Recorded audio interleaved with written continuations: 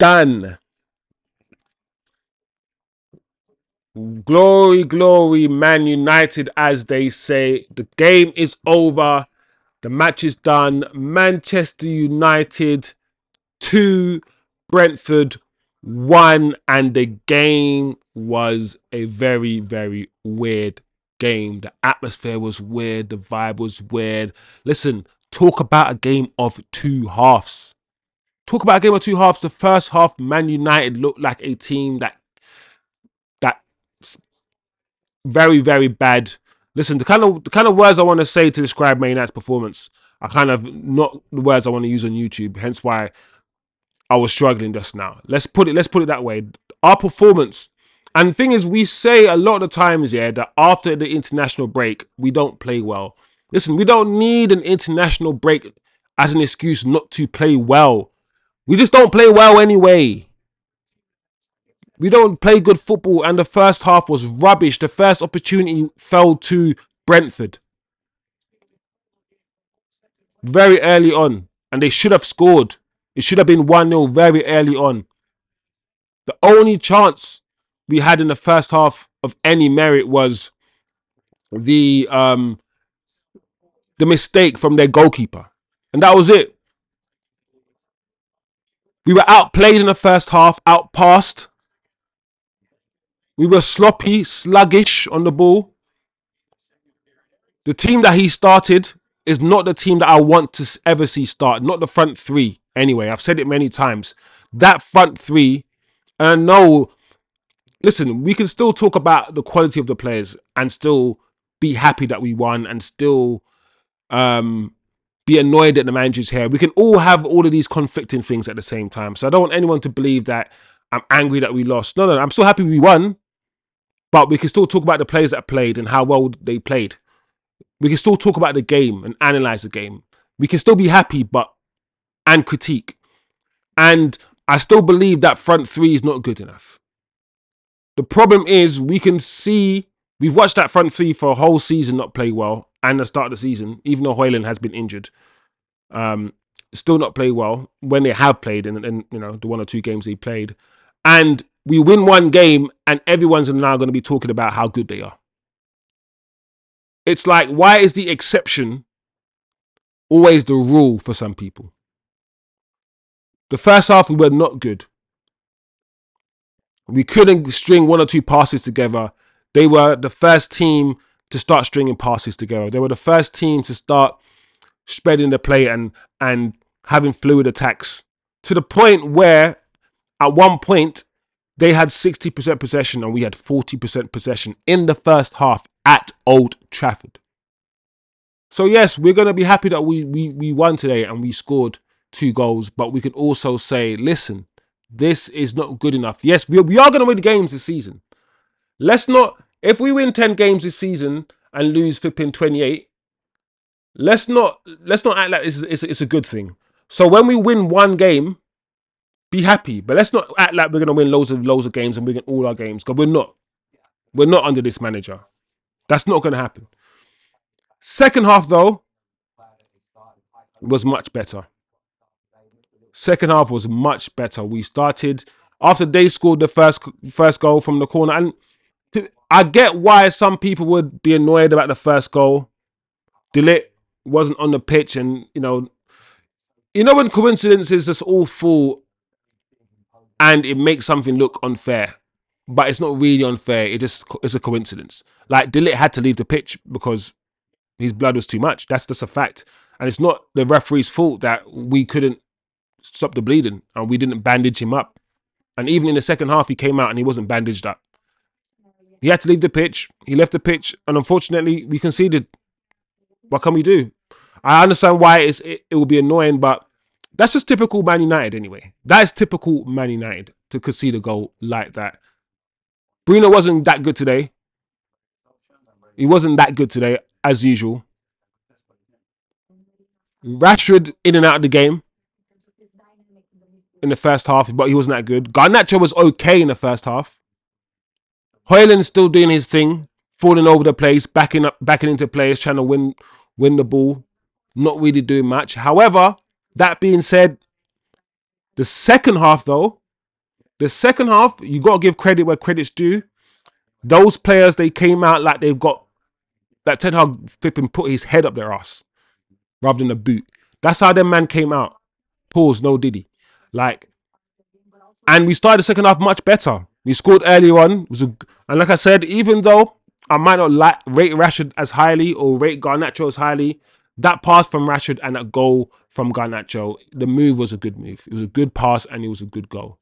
Similarly, that goal from Hojlund, that little dink over the goalkeeper, like I said before, I might not rate Hojlund as highly as other people rate him, but what I do want to see from the kid is a variation of finishes. You know you're a good striker, or you know you're a good finisher, let's say, when you start adding different types of finishes to your arsenal. Header in, chest, knees, volley, side foot, laces, whatever. That's when you start becoming a finisher. And like I said, he may never become a world-class striker. He's not world-class, and he may never become that. But if we're gonna keep this guy, he needs to improve. He needs to improve. So, like I said, good finish. It was a Martial type finish, that dink over the goalkeeper, and that's, like I said, that's good. A lot of the Hojlund and Garnacho blonde fanboys are gonna be loving the fact that these two guys scored. But let's not get excited, guys. These two players, Garnacho and Hojlund, they are not good enough to start. If Man United want to win titles, want to win Premier Leagues and Champions Leagues, those two footballers are not starting week in, week out for Manchester United. Not for that, not for a Champions League winning, Premier League winning side. They're not. And I'm not just picking on those two players, because those are not just the only two players that wouldn't start. But like I said, second half we played much better, much more happier with the way we played. Still not good enough in my opinion. I still felt like we let Brentford back into the game. I kept calling Brentford Bournemouth for some reason, but it is what it is. The two Bs.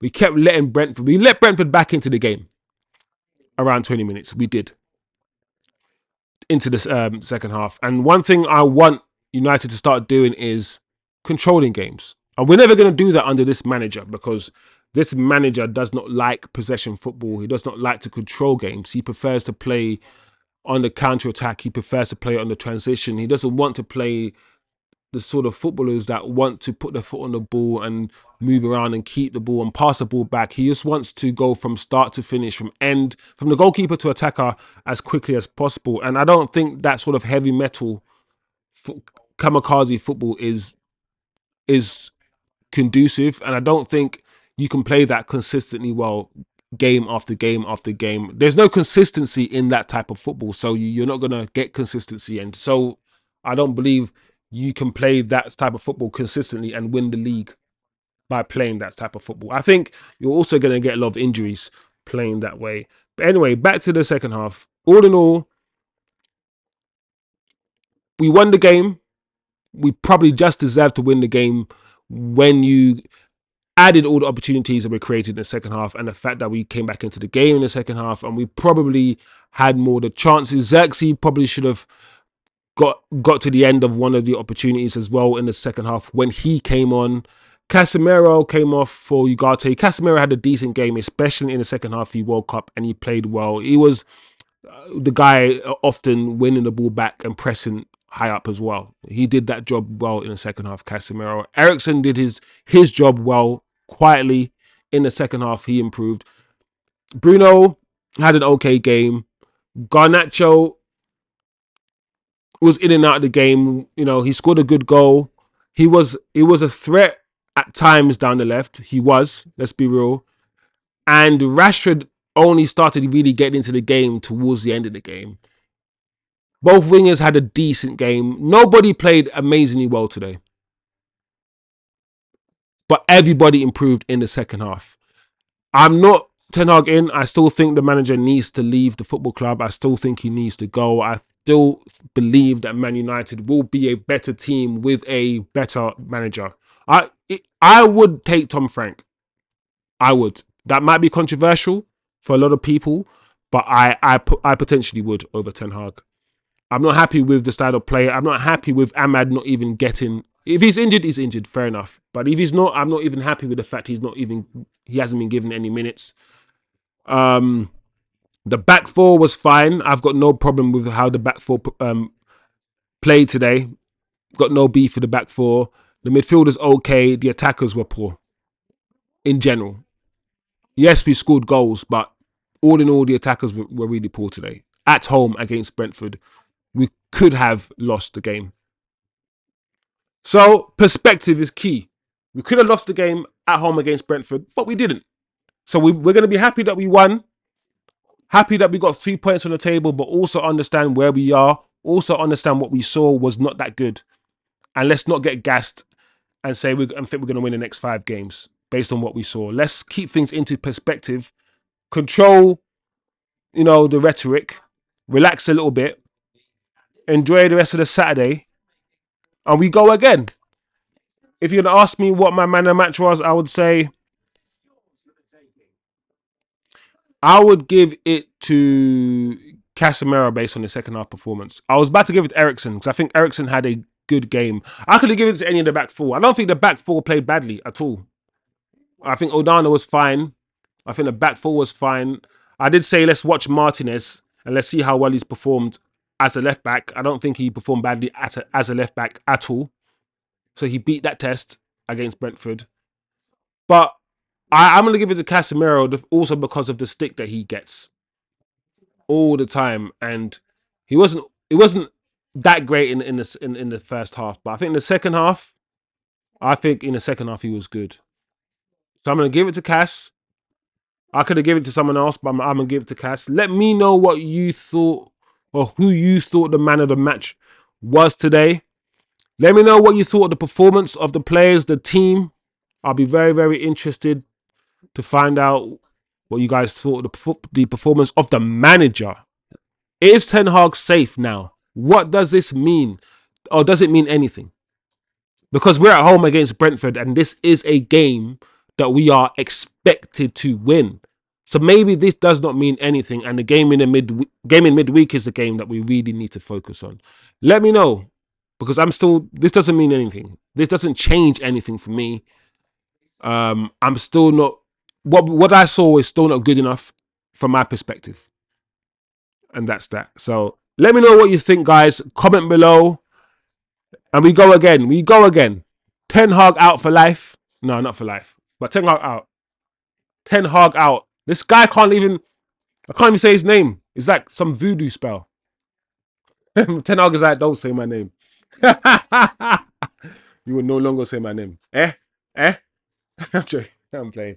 Anyway, guys, man. Peace out, man. We'll see you guys next time. Smash a like. Share the video.